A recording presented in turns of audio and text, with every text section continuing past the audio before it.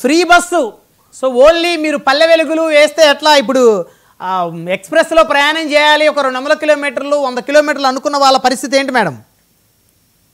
ఇక్కడ మనకి Palle Velugu, city ordinary, express, metro express, ultra Palle Velugu 5 types of buses కి యాక్సెస్ ఇచ్చారు. ఇప్పుడు మెట్రో ఎక్స్ప్రెస్ అంటే ఆవిడకి తెలిసే ఉంటదేమో, ఎక్స్ప్రెస్ బస్సులకు లేదని చెప్తుంది ఆవిడ. అంటే వైఎస్ఆర్సీపీ పార్టీ వాళ్ళు చూసి వస్తారు. ఇందాక సూపర్ 6 పథకాలు ఏంటి అని అడిగారు ఆవిడ. ముందు అసలు ఆ సూపర్ 6 లో ఏ పథకాలు ఉంటాయో కూడా కనీసం అవగాహన లేదు. అయ్యేంటో తెలియదట. అయ్యేంటి అంటే ఏంటి అనింది. సూపర్ 6 పథకం అంటే ఏందో తెలియదు నాకు అనింది. మళ్ళీ ఇప్పుడు వచ్చేసి అసలు ఎక్స్ప్రెస్ కే యాక్సెస్ లేదు, మహిళలు ఎట్లా వెళ్తారు? మా కాదులేండి శివభారతి గారు, అంటే వారు ఏంటంటే సూపర్ 6 పథకాలు అమలు చేయటం లేదు మొత్తం అనే దాని మీద అంటే ఏంటని అడుగుతున్నారు. అంతే మాట్లాడొద్దని చెప్పండి. ఫస్ట్ ఆవిడని బేసిక్ సెన్స్ నేర్చుకోమనండి. ఇప్పుడు ఆవిడ ఇందాక వాగింది కదా, మేము నెలకొండానే ఉన్నాం. కాంట్రవర్సీ వద్దు, మనం సబ్జెక్ట్ మీద వెళ్ళిపోతాం. కాంట్రవర్సీ వద్దు దయచేసి. ఆవిడ ఇందాక నుంచి మరుగుతా ఉంది. నాగమల్లేశ్వర గారు కూర్చున్నాం ఆ టైంలో మాట్లాడి. శివభారతి గారు మీరు డైరెక్ట్ గా పాయింట్ లోకి వస్తేయండి. ఇప్పుడు పల్లె వెలుగు నిన్న Palle Velugu, ultra Palle Velugu ప్రారంభించినట్టున్నారు services. Remaining services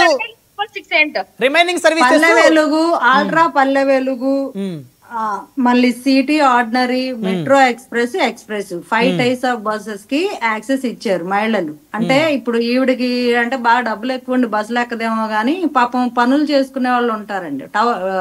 village నుంచి టౌన్ కి వెళ్తారు, దగ్గరలో పనులు చేసుకునే వాళ్ళు ఉంటారు. అలాగే వ్యవసాయ కూలీలు ఉంటారు మహిళలు. ఒక ప్రాంతం నుంచి ఇంకో ప్రాంతానికి రోజు ట్రాన్స్పోర్ట్ అయ్యే వాళ్ళు ఉంటారు. ఉపాధి హామీ పథకం కింద కూడా ట్రావెల్ చేస్తుంటారు మహిళలు. వాళ్ళందరికీ ఇది యూజ్ అవుతుంది ఖచ్చితంగా. బలిసిన వాళ్ళకి యూజ్ అవ్వకపోవచ్చు.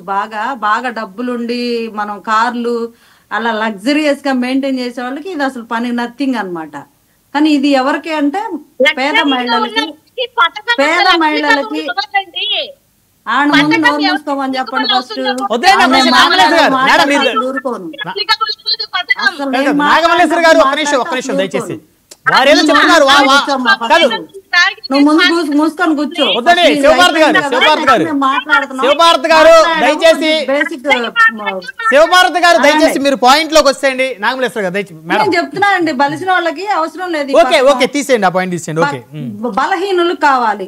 ఎవరికంటే పేదరికంలో ఉండే వాళ్ళకి, మహిళలు, వర్క్ చేసుకునే వాళ్ళు, ఒక చిన్న దగ్గర ఊళ్ళకి వెళ్ళి పనులు చేసుకునే వాళ్ళు చాలా ఉపయోగపడుతుంది. అది వాళ్ళకి బస్ టికెట్ లేదు కదా, అవి మిగులుతాయి కదా వాళ్ళకి ఖచ్చితంగా.